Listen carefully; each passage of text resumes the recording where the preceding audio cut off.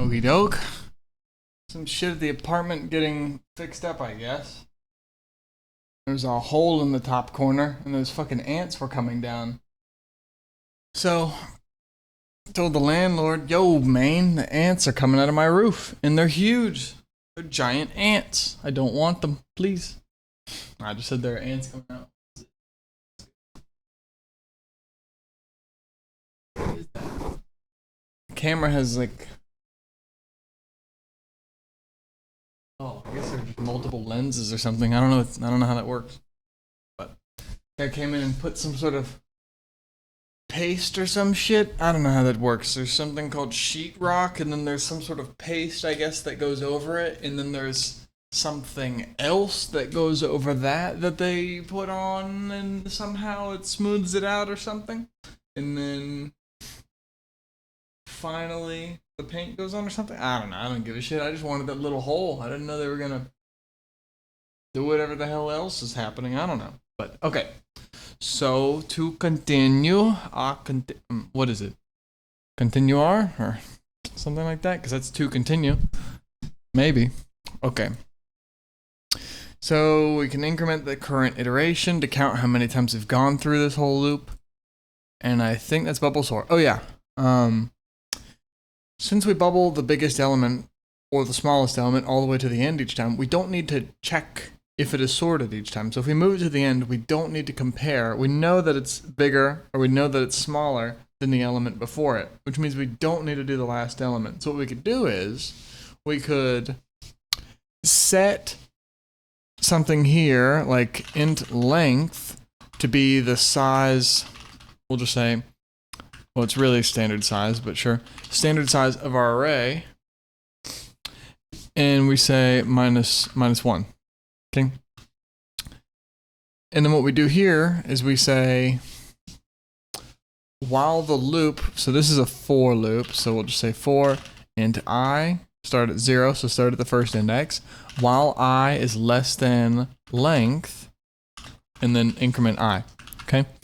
And sure, this. And then,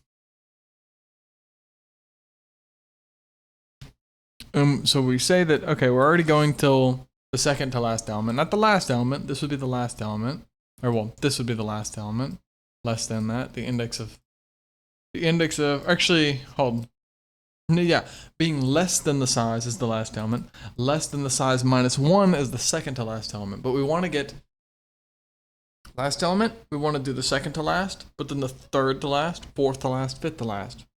So we want to decrement this guy each time. So what we could do is, each time we do the swapping, let's see. Oh, this needs to be an if. If the swap is needed, then do the swap, and after doing the whole loop, we don't want to do it each time we loop, because if we loop once, and we literally compare one element, then we decrease how far we're going, and then we do another, and then we decrease, and then we do another and decrease. That's not how it should be. It needs to be, we do the whole loop, bubble it all the way to the end. So we go through this entire loop, and then we decrement the length. And then we do the entire loop to one less, and then we decrement the length. We do the entire loop, one less again, and then we go. So that is bubble sort. It's basically comparing one element to the next. If they're not sorted, swap them. Go to the next element. This one to the next, swap. Next. Okay. And go until the size minus 1, or less than the size minus 1. Or we're equal to the size minus 2, but not really, kind of, yeah. Okay. And now we have iterators. I think the point of iterators, because a for loop is like an explicit way of, is an explicit way of indexing an array, increasing, so it's a way of traversing an array explicitly with the index being our loop counter variable, our loop variable.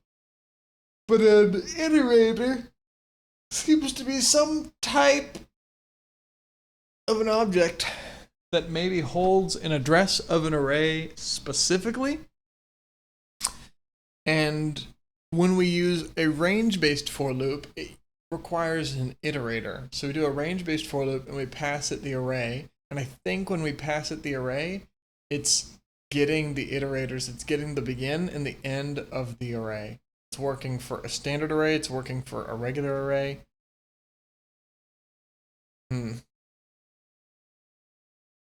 when we pass, I wonder if there's operator overloading going on here or templates.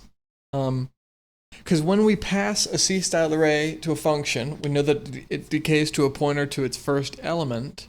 And if we have a for each loop or a range-based for loop or a for each loop in that function that's receiving the array, the C-style array, but as a pointer, it won't be able to do a for each loop. We can use pointer arithmetic and use a regular for loop, but we can't use a for each loop because it'll say it can't get the begin and the end member functions or something like that, not found. I think it's that the member functions aren't found, which makes me think that, yeah, but that can't be the case because there aren't classes in regular C, but there are,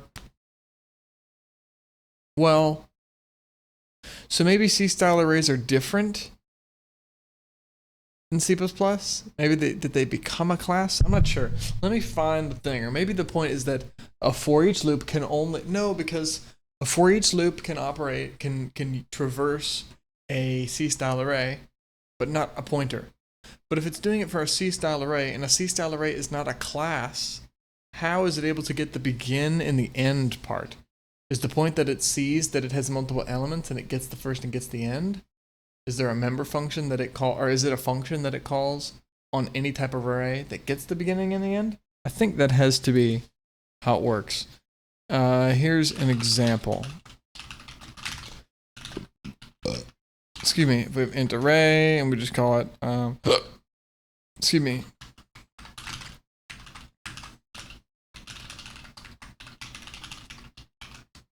Okay, and we take a, let's say we take a, sure, we're not gonna fuck with the array, so we'll say, hey, we'll make it const anyway.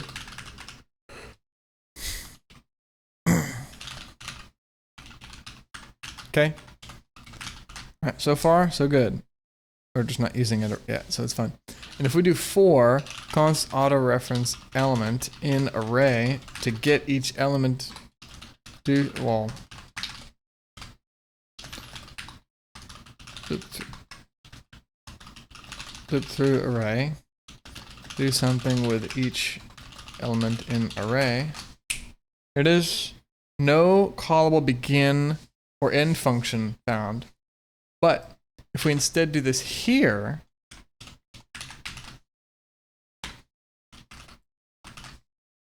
there is a suitable end function found somehow. And actually, we technically don't even need this because it's a comment. Comment's just white space. So you can see how it's indenting automatically because it knows that this is going to be the nested element. See? And we could do element, sure. So we're using it. We're evaluating it. We're using it. But here, there's no issue. There's no, oh, failed to call begin and member function. What was the error? Did it say member function? I think it did. Yeah. Oh, begin function, end function. Is the point that there's a standard begin function? I don't know.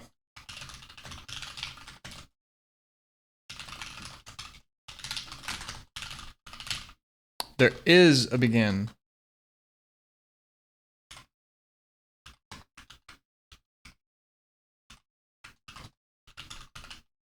But it's in IOStream, which is interesting. Maybe I just can't call it explicitly. Oh, true. Maybe it's, well, hold. If it's already in C++, I can include it. I can't call it explicitly, but it's there. Maybe something like that, but it's in the code. I guess I just can't access it. So the point is that that function isn't, but then it would say we can't access the function because it's a class thing, but, okay. So if we do standard begin, here it is. It's a template that accepts some sort of non-type template, well, some sort of container. Oh, that's actually, okay, it's not a non-type template parameter. It just it's a function template that requires some sort of container, and it's const expression, and it's auto, and it returns whatever it seems like the iterator is of the first element, which maybe is a pointer to the first element. I'm not sure. I think it's a pointer to that. Oh, and the point is it's returning a reference of that container, a const reference of that container type called container, and it's declare type. Declare type? I don't know. I'm not super sure. Something like that. It seems like iterators are the guys that allow us to step through arrays, at least in range-based for loops. Okay, so loops and an index, pointers and arithmetic. Sure, we could just increment pointers. Cool. And then just add pointers. Oh, add one to it. Oh, now it points to the next object. Subtract one. It points to the previous object. I gotta wipe this computer down. I'll do it after this study session. And with range-based for loops. It seems like range-based for loops are the ones that require begin and end.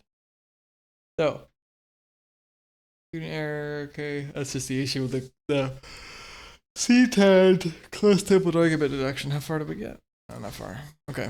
And then we have it with, we have a while loop, and then we just increment the loop counter, but we have to declare it before, define it before. And then we have a for loop where it's defined inside the loop. It's really in the loop's header, in the loop signature. And then we use that index to index the loop, or the index elements of the array. And then we have it with a pointer. Sure. Well, yeah, of course it can't be pointer, it can't be const. So we could say there's a pointer of some type, and it's a pointer to the element of whatever the array holds. So we get the address of array first index, and that is the address. That's a point that returns a pointer to some type of data. We do auto, and it returns and it yields the pointer to that type of data, which is in our case an integer, a pointer to an integer. And then we say we continue while the pointer is not equal to the address of the first element plus the length. So we have to, in this case, know the length. So we give it the length and we say, hey, while we are not the length, we keep incrementing this. If something happens that makes us overstep it, then we're going to keep overstepping it. So I would prefer to say while pointer is less than it plus the length. I'm not sure why we're doing not equal to. I prefer less than. It feels safe because that was the whole point here of a while loop. In a while loop, if we're incrementing index and we say while index is not length, sure, the length is whatever, 7 here, and we start at index 0, so eventually index will hit length. And it will equal length if we say while it's not equal to. Eventually it will equal to. But what happens if we add some code in here that makes it overstep the bounds? So that we index it by 2. Oh shit, it goes from being 6, which is less than length, to being 8, which is greater than the length. So it would go from looping, and if we incremented it by 1, it would stop because it would equal 7. But instead we incremented it by 2. We added an extra increment in here. It's like someone else didn't see this here, and we incremented it again in here. Boom, now it went from 6 to 8. It is now not equal to 7, and now it's going to infinitely loop because you can't, if you increment past 8, well, you're never going to equal 7 again until you overflow the entire thing and step back up to 7. So it's not going to work. So the whole point there is that you use index is less than length. So I prefer less than the address. Okay. I don't like all this nesting. Well, this is necessary, but this is not, because these are 2 statements and a while loop, a loop, a for loop, a switch case. All this can only have 1. Cool. And then we output the actual value there and call. And then we have a range-based for loop for, well, in this case, this may as well be const because we don't want to change I, but sure. Because this is getting it by reference. Well, actually, it's not even getting it by reference, so it is copying the value, which may or may not be optimal. Cool. Warning, last time argument deduction, yes. When it sees that, it sees it as standard array of type integer, because these are the data, the element value, the element data types, or the element data type, because there's only one type for the elements. and then comma space the size, which is 7. Boop, boop. Boom, you get some error, missing template arguments before this because it can't deduce, so it's expecting the template arguments. But in our case, we don't need the template arguments because we have class template argument deduction. Cool. Okay.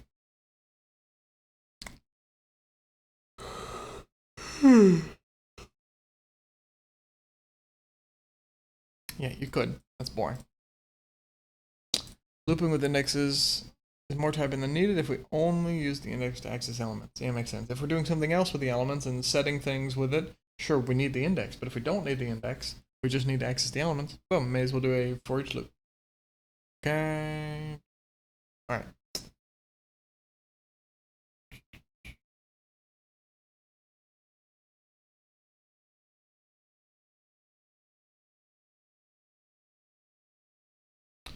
It also only works if it provides access to the elements, which some things don't. Interesting. We can't get the element. It's interesting. I wonder how we can access it. Can we only print the whole thing? We can't get a specific one? That'd be weird. Like, hey, Grandma, what's the 4th thing on your grocery list? She can tell you. What if she couldn't? What? This is the list. You can only print it, the whole thing.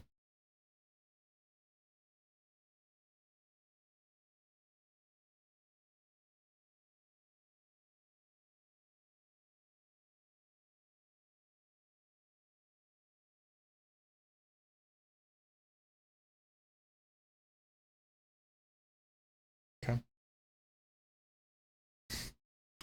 Looping with pointers and pointer arithmetic, so pointers, can be confusing. Makes sense. Only works if they're consecutive. Oh, true, because we had, what, like a linked list? There we go.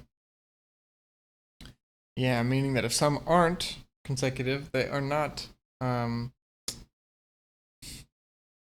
what, contiguous? They aren't bum bum bum bum or subsequent bum bum bum. Instead, oh, a couple pieces here. The last element contains a pointer to the start of the next one. Oh, a couple elements here. Oh, a couple elements here. Well, if you just increment it, you're going to access between those two pieces of your array, and you're going to get stuff you shouldn't be touching. Only works there. Makes sense. Also be used to iterate through non-sequential. In a linked list, each element is connected to the prior element by point. Each element, really? So does that mean, does it require a structure then? Because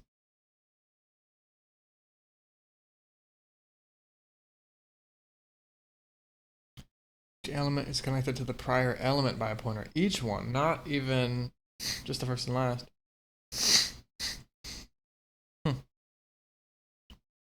Seems like it would need to be a struct. It contains the value and a pointer to the next. And then you can find the next and then get its value by dereferencing one element's pointer to the next.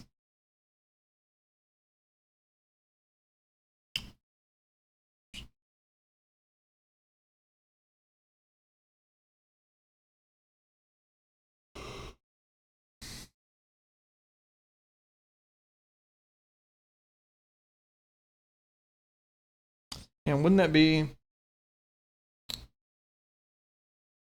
you're dereferencing this pointer, or you're just doing this object and then the arrow operator to get the next pointer to the next object, but that's only a pointer to the next object, so you're getting the arrow operator to get the next object's one. You could do like a sequence of arrows.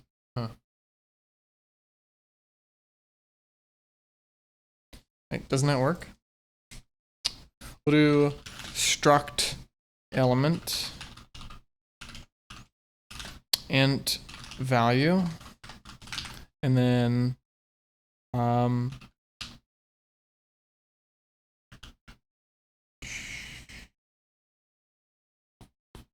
don't know if we want this to be changeable or not. We'll start it with const.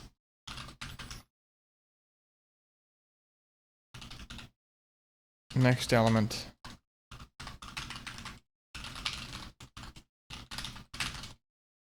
Okay. And so what if we create, let's see.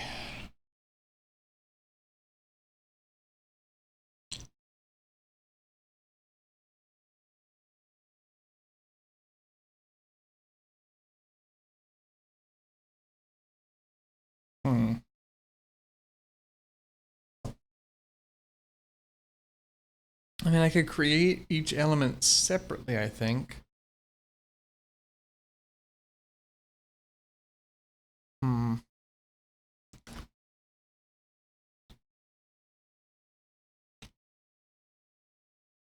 Got a little bit of seeds in my teeth.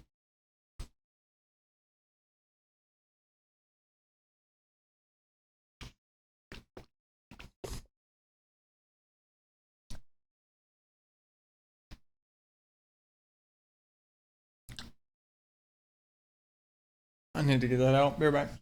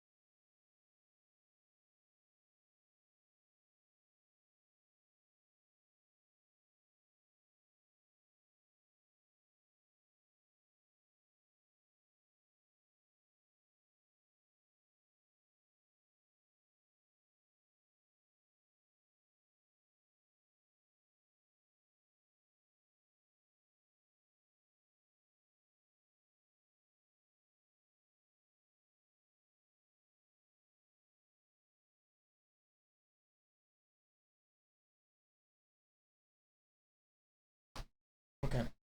Good enough. Bunch of seeds in there. I had no idea. Okay. So if we had an element A, I mean, we could probably create it like this. Well, excuse me. I almost have to work backwards. We'd have to create element C, because the element C doesn't have a value to the next.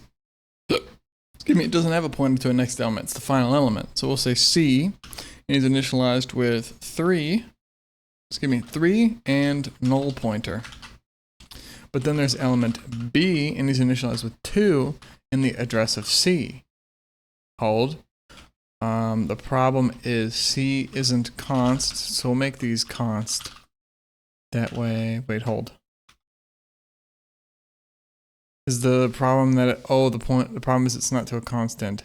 Right, so doesn't this need to be non-const? Even then, really? No? Hold. Oh, hold on.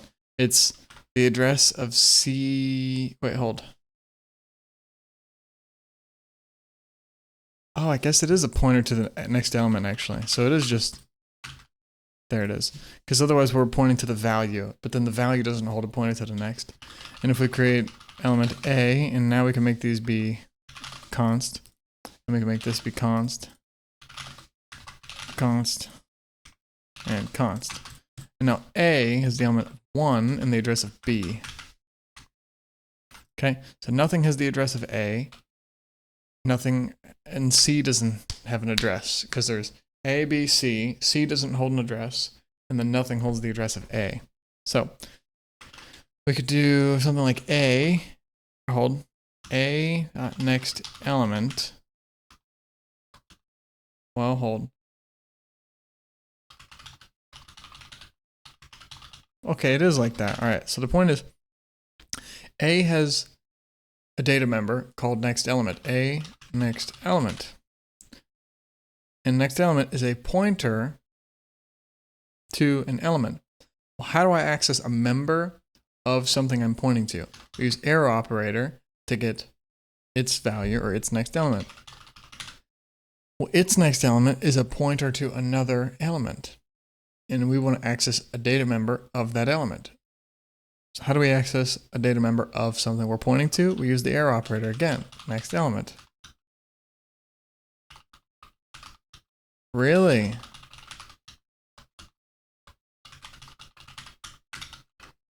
Now this is interesting because this should say we're accessing memory that we're not. Oh, it makes sense that we are just dereferencing. Oh, and the point is that if this guy's initialized to null pointer, if it's pointing to next element, that is interesting. I'm surprised that this happens. I didn't think this. So A points to this guy, which points to this guy. A has this value, or A has a pointer to this guy. So we can get B, and we can get C, C's guy, but these shouldn't exist. So if I remove this, we should still get the same, yes. But here, we're just getting the pointer. We're not actually dereferencing it. If I was, actually no, this would be dereferencing. Hold on. A's next element.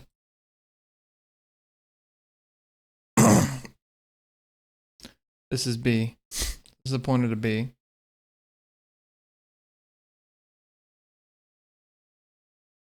Which holds C. So we're getting C.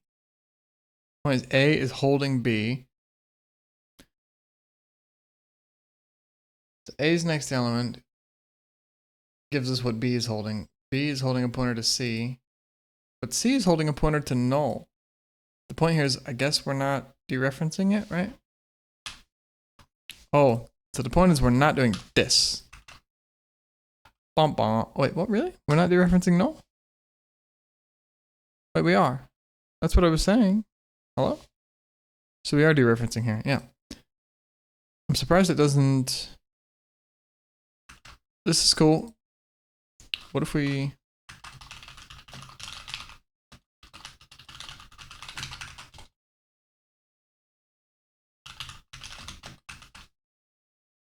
So we can print the address of 0, but if we print the dereference value, oh, now we can't because it can't print that. But dereferencing it itself doesn't crash? I guess it's just undefined behavior. Okay. I thought there was an assert that would, yeah, but okay. I thought there was an exception that stopped us from dereferencing null, but maybe not. We're in release build? No. Huh.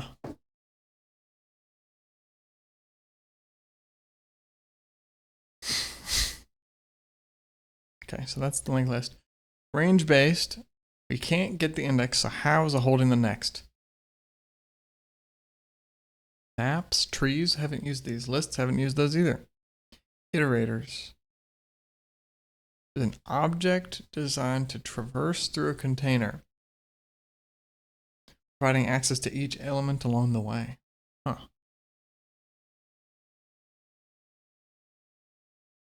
A forwards iterator and a reverse iterator? What does that mean? Does it mean when you call it, it increments itself, or it decrements itself, or it does something? I'm not sure. Use the iterators interface. Huh.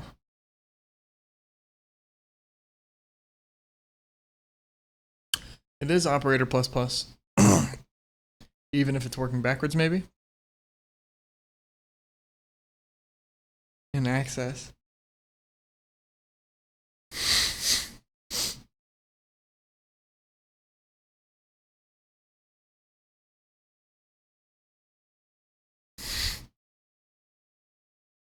Pointers as an iterator. So it gets more complex than a pointer, huh? Oh, works for data stored sequentially in memory.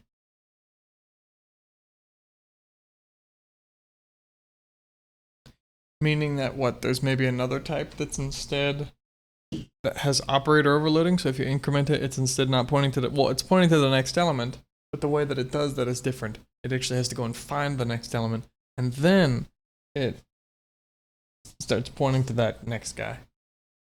Because if it's sequential, you can use literally a pointer and just increment it.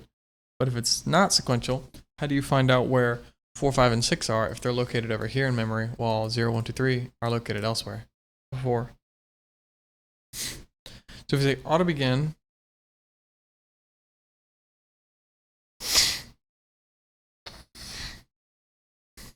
oh, oops, okay. This is the next one.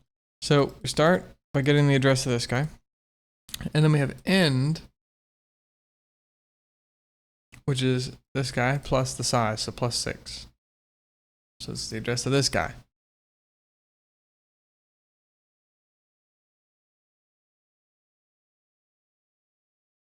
If the standard size is 6, it is one spot beyond. Okay. So the point is we go while we're less than that, right? Cool. So we could do it in both ways. So we could say, all right, this is auto because it's just a pointer to whatever element type this is, and this type could change and we could still deal with it, or the type that this array is holding that's deduced right now. But if it was this thing of strings, then this would still work. So we say, okay, get this guy. And then, okay, get one pass, like a null terminator, basically. And we can loop through them, say, hey, this guy plus, and then plus plus, this guy plus plus, this guy plus plus, this guy plus plus, this guy plus plus, this guy plus plus. Oh, this guy plus plus. Now we're here. We're no longer less than this guy. We're equal to him. Done.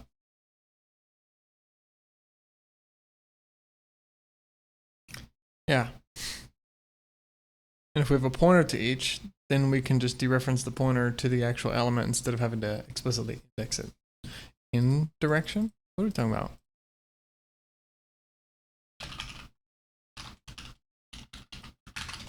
Can't I do that with a C style too? So if we have int array 1, 2, 3. Okay. Auto begin is getting the address of array 0.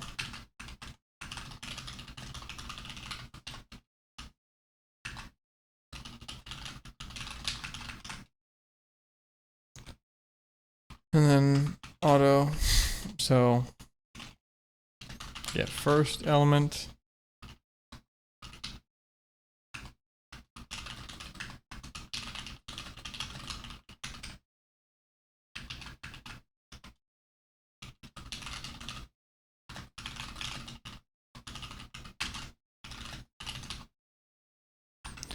And we could just say this is begin plus standard size of the array. Okay, we could say 4 int I will hold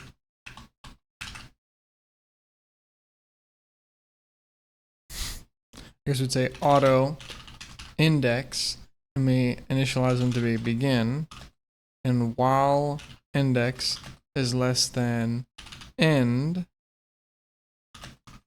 index or increment index.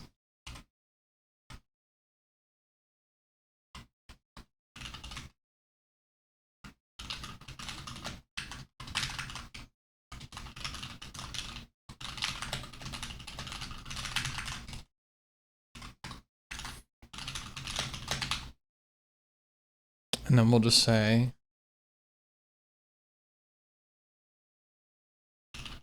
right? Should print the whole thing. Boom. Because this isn't actually index, this is element.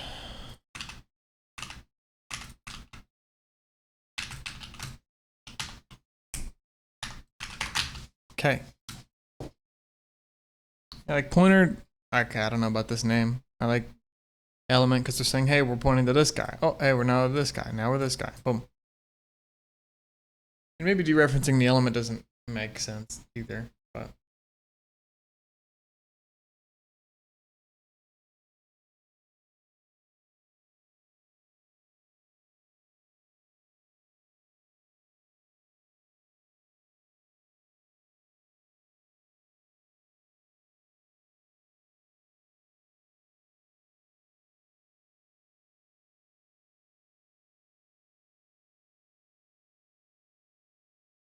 Okay.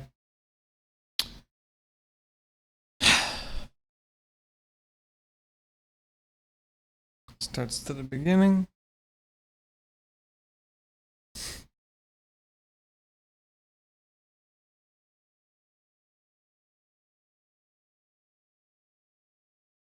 Hold on.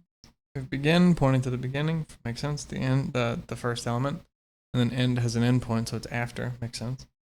End markers typically make sense. Makes sense, yeah. Cool. Yeah. In between, non-inclusive. So inclusive of begin, but non-inclusive of end. Which is why in this case we're doing not equal to. So it's like on a graph in high school or something.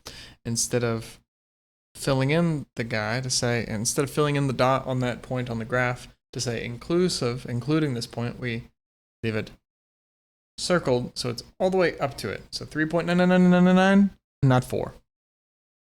The limit is 4. Pointer iterates between begin and end. Okay. Using the addressive operator in syntax like this, which would be a pointer to an end. Hold. The address of the array indexed with the size. Bro, if you index the array with the whole size, you're accessing out of bounds, and you don't know what that value will be. And in the case that there's not a value, then you're getting the address of something else. And really, it seems like this would make sense, because you're saying, hey, I'm getting whatever's here, and even though it's a cursed value, we have no clue what it actually is. I'm going to get the address of wherever it is, so we don't go up to it. But the point is, maybe indexing it will crash the program.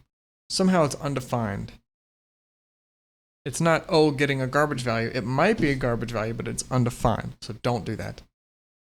So we want to instead set this to be the address, not dereference it by getting the value, by indexing the array there, then getting the address. Just get the address, that's it. Yes.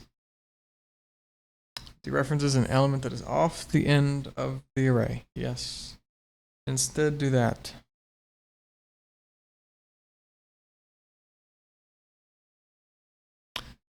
Oh, .data.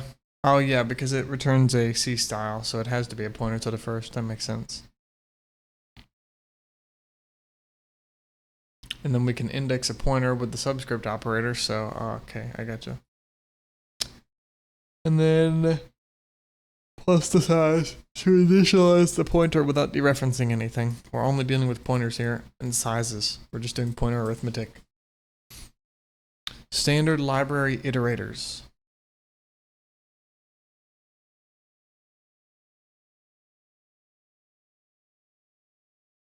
Oh, it's begin and it's end, so we could say begin and end. And we could do array.begin and array.end. Really? But those are standard library containers, not C style. Otherwise, we could do standard begin and end, right?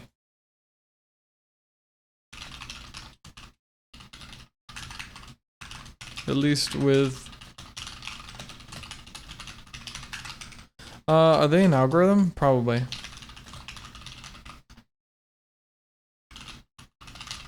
Yeah, seems like it. Okay, so we're gonna do int array 1, 2, 3. Pointer to an int, or yeah, sure, pointer to an int, and we can make it a const pointer, and we call it begin because it's never gonna change. It's begin, and we initialize it to be standard begin of array. Hold.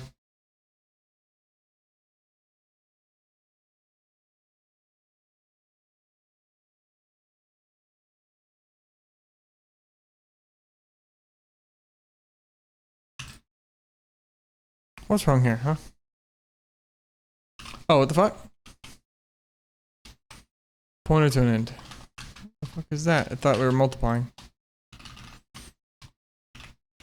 And then a pointer to an int.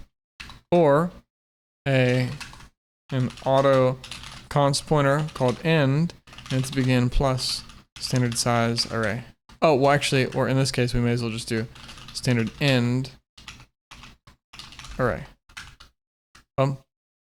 Cool. Not used, but it's fine. Oh, what if we did define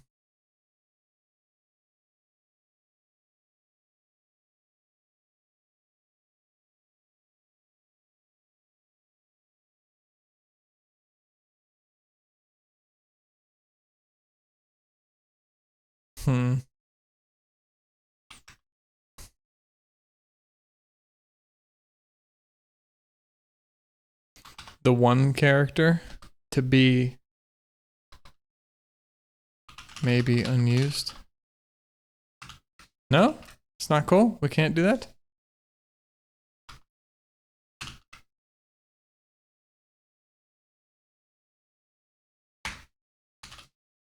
So we could do this.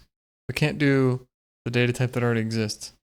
So we could say mu. Okay. And so now we could say mu. Boom. Instead of doing this.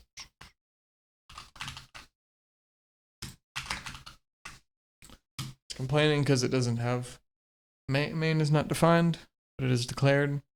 Iterating is such a common operation that they all offer support, but instead we could just do the member functions or the standard ones, which we'll probably see after. Boom. There it is. Iterator header. Oh, iterator header. Okay. Iterator header. Standard array begin end. Indeed. And then end the line after printing each. 1, 2, 3. 1, 2, 3.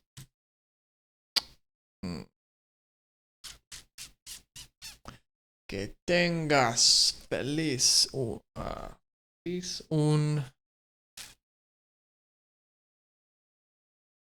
fines de semana. Finish of the week, the end of the week, weekend, something like that. End of the week. You need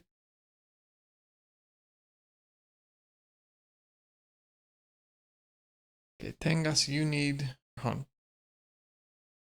you need to have a good, or hold. Oh, I guess have a celebratory week instead of un buen fines de semana. Okay. 1, 2, 3. The iterator header also includes generic functions. Yes, we already used those. Cool. Generic meaning non-member functions. You could just say that.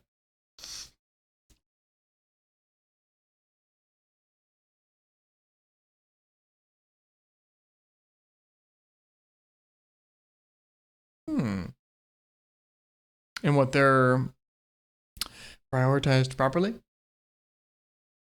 Huh. I guess that makes sense. If we did standard array, oh, it's probably, we probably have operator overloading.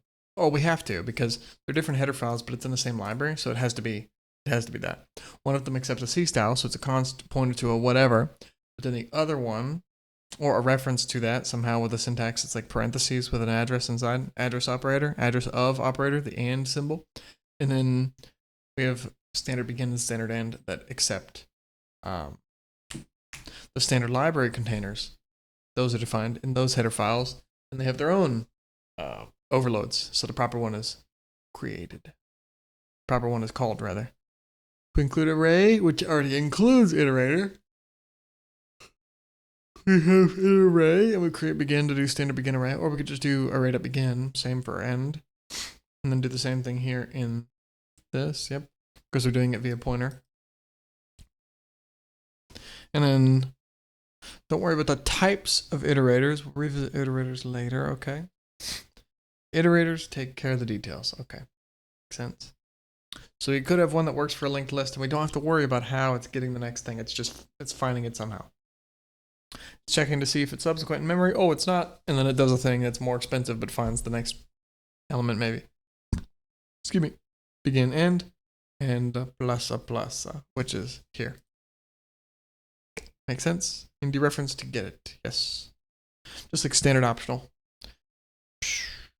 Operator less than versus greater than. Oh, hold. Maybe for some reason it's actually better. I wonder why.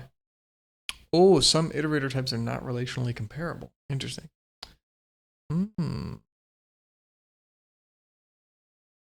Fuck. Now that makes me want to play Black Ops. God damn it.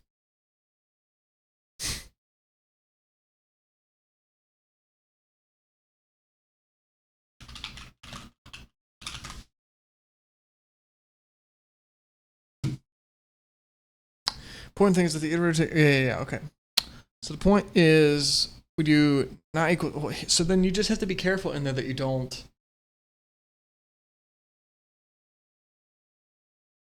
Because in this case, we're incrementing the iterator. We just have to make sure that we are not double incrementing the iterator. Well, I guess the iterator, I wonder what happens when an iterator goes past the last element, though. Does it handle it? Does it return an exception? What does it do? So use not equal to then, instead of less than. Okay. It's just for us so far, we haven't had iterators that need to be, or that don't work with less than.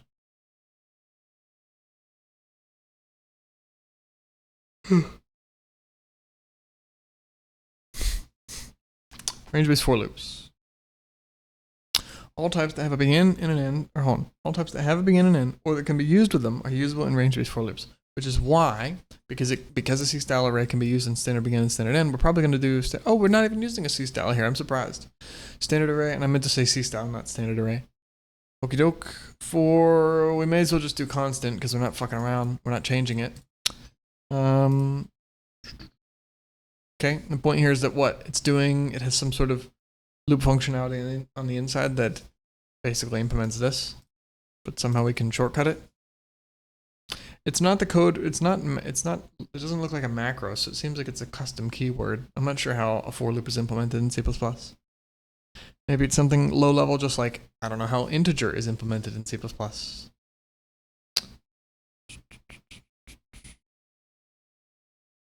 Okay.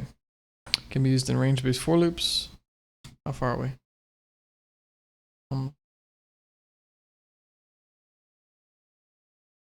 It calls begin and end. It has begin and end members, so we can use that. Makes sense? C-style have a standard begin and standard end, or can be used in them rather, so we can use them too. Dynamic C-style arrays, or decayed C-style arrays, meaning don't work because it's just a pointer to one element. There's no... Gotcha. Makes sense. Oh, I guess there would be a standard begin because it would be a pointer to the first element in the thing, which is just a pointer to itself, maybe. Does that mean that we could we could use standard begin on just a pointer? We just couldn't do end?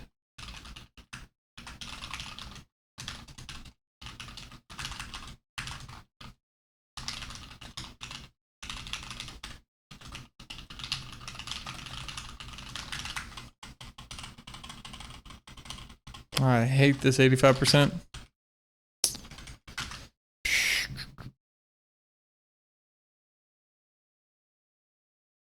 Okay, now what do we want? We want an int x and we'll say a pointer to const, doesn't really matter, we're treating it as const.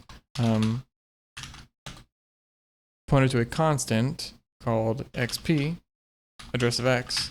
We're treating it as const. It's not const, but we're treating it. It's unused, but it's fine. X is not unused because we're using it. We've evaluated it. And then, or I should have just done, boom.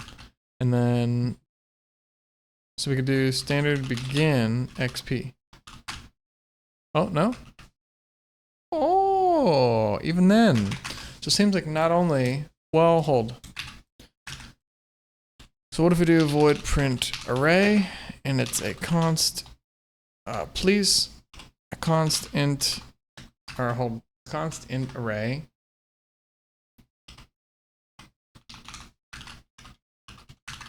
Okay. And we're doing print array. And we're doing const int array, and it's 1, 2, 3. But then we pass the array here. Oops, semicolon. No, it's not used, it's fine though. What if we do standard begin array? Uh-oh. No overloaded in general. So it doesn't work for either case. It's not just that, oh, standard end doesn't work. Standard begin doesn't work either, motherfucker, because it isn't that type of container. It's just a pointer.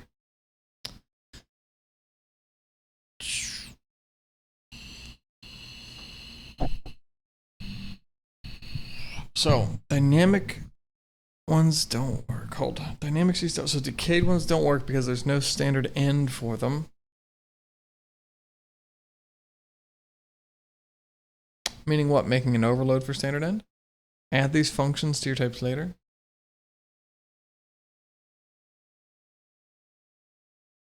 Meaning so your custom types can be used with a range-based for loop. Also used in standard sort, so sort goes through. Yeah, I've seen iterators a lot. A dangling iterator. Does that mean once it goes over the end? Hold. Oh, true. If it's dangling, it's an iterator that points to an element in something to start or one past the end for something. And then, if that object is destroyed, the iterator is now pointing to nothing. A dangling thing, yo.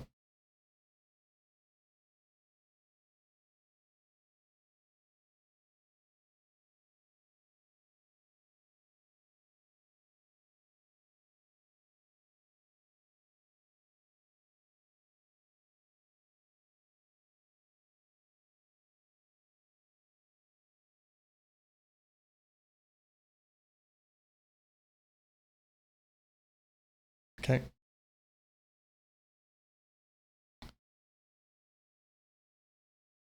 Dangling if the element's being iterated over, so if it was moved somehow, or if it's destroyed, it's been invalidated. An invalidated iterator, a dangling iterator. Which makes sense, because we're just dereferencing a pointer. Should be. Maybe, but maybe not. An object that contains a pointer, maybe? Oh, gotcha, because you're reallocating? Makes sense, because they're moving from here to here. Gotcha. So if you had a pointer to something and then you reallocated it, and then boom, uh-oh.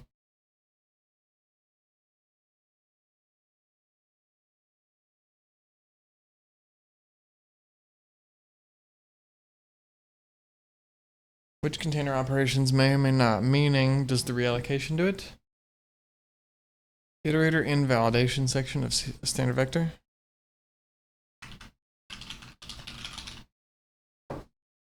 What will do it? Read only will not. What about pushback? Oh, great. Yes, if it's pushed back in the capacity change, it has to move. It has to find a place. Oh, we're size 5. We have to find somewhere that fits size 6. Copy everything over. So now you have pointers to stuff where it used to be. Bump. If they aren't, only the last one.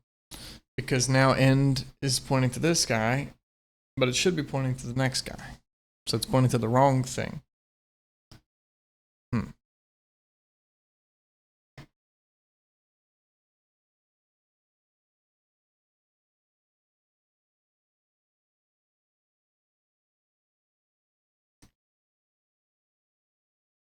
Makes sense, okay. Some range-based use them. Do not invalidate the iterators of the container. Okay. So if we say standard vector v, oh, here it comes. And so we're iterating over, we are assigning the value. Well, okay, so this isn't, all right, I'd rather do by reference, const reference, but so we're getting that element and we're saying is the number excuse me, divisible by 2. If it is it even? If it is even, then push back. So add 2v number plus 1.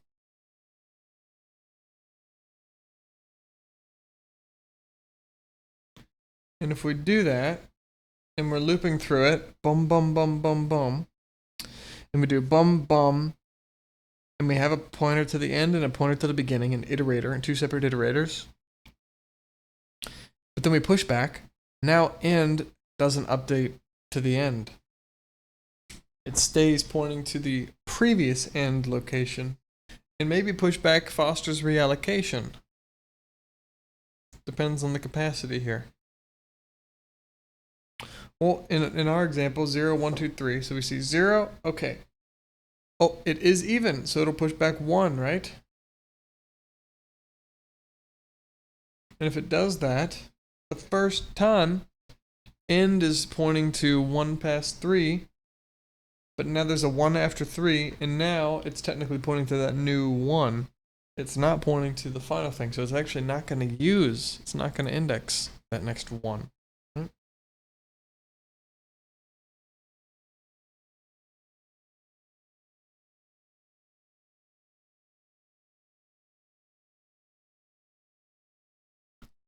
Wonder if the iterators are created here, or if they just already exist when this guy is created. We create vector v, we create the iterator, and we call him begin. We initialize him with index of the 0 index.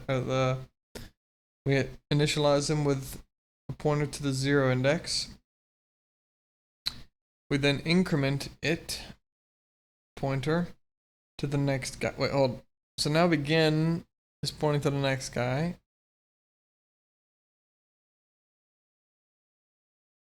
Which isn't good. Well,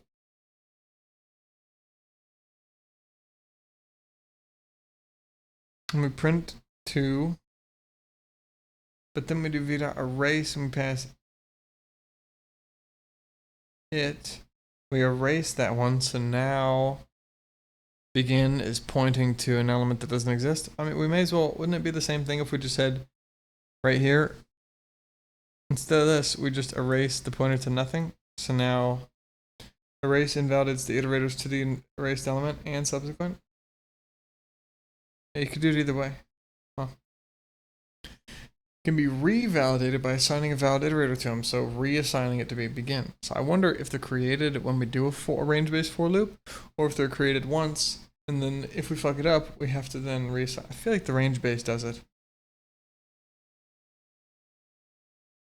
It has to be, like, it gets the array, and then it calls standard begin, standard end on it, or the member function, and then stores it, and then does it there. So if you change it in that function, it fucks it up. But if you change it outside, and then pass the array, then it's still okay. The container. Well, the return value of another function that returns a valid iterator. The erase function returns an iterator.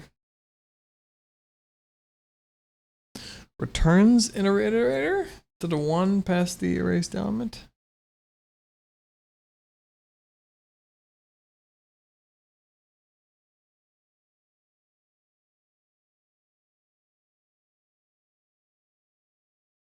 Returns an iterator to the next element.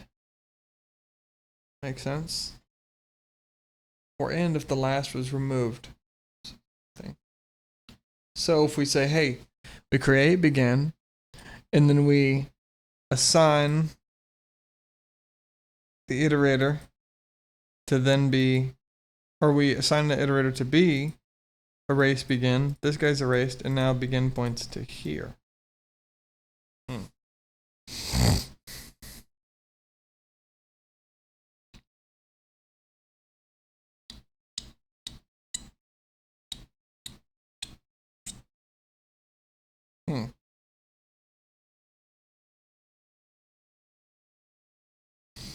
Wonder if that fucks with the for loop at all. Let's find out.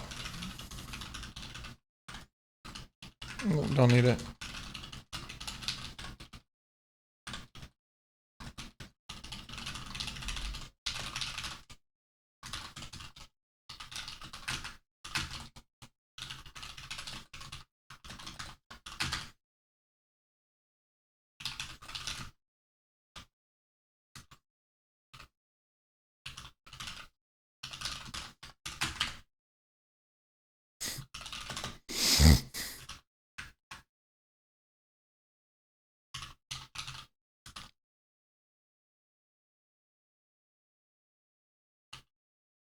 Hold.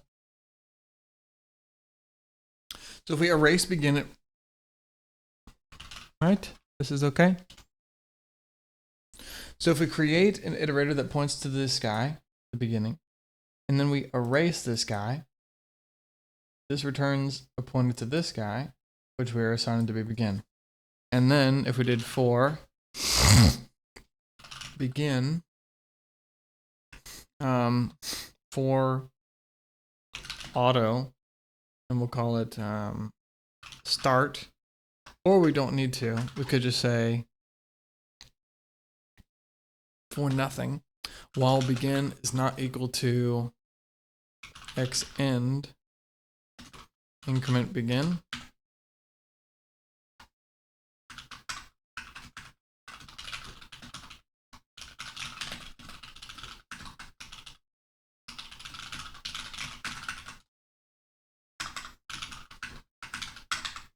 I need to do I think a summary after this for my next study session today.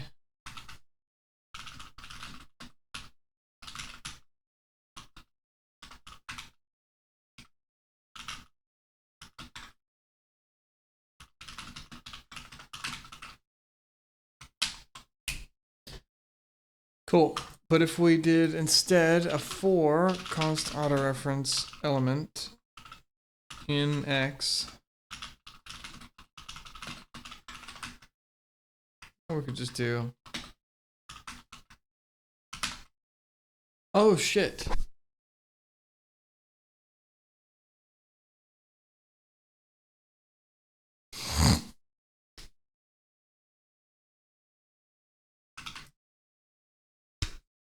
So if we didn't have these, it prints all 3. But when we do have these, it prints 2. So if we create begin,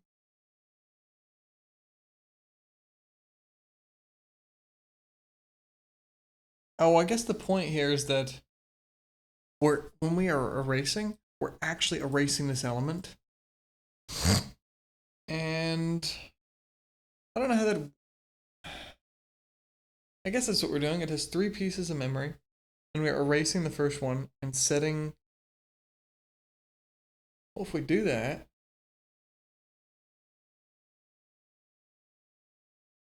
begin returns the first element. So I guess the point is here is we're just erasing this first guy.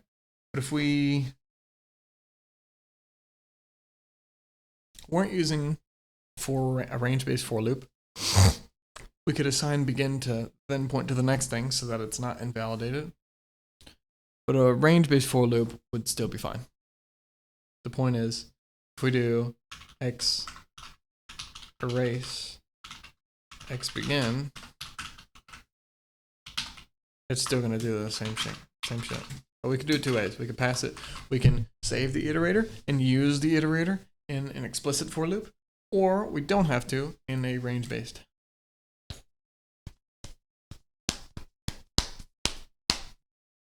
Okie dokie. How far are we? All right, we'll pause for now.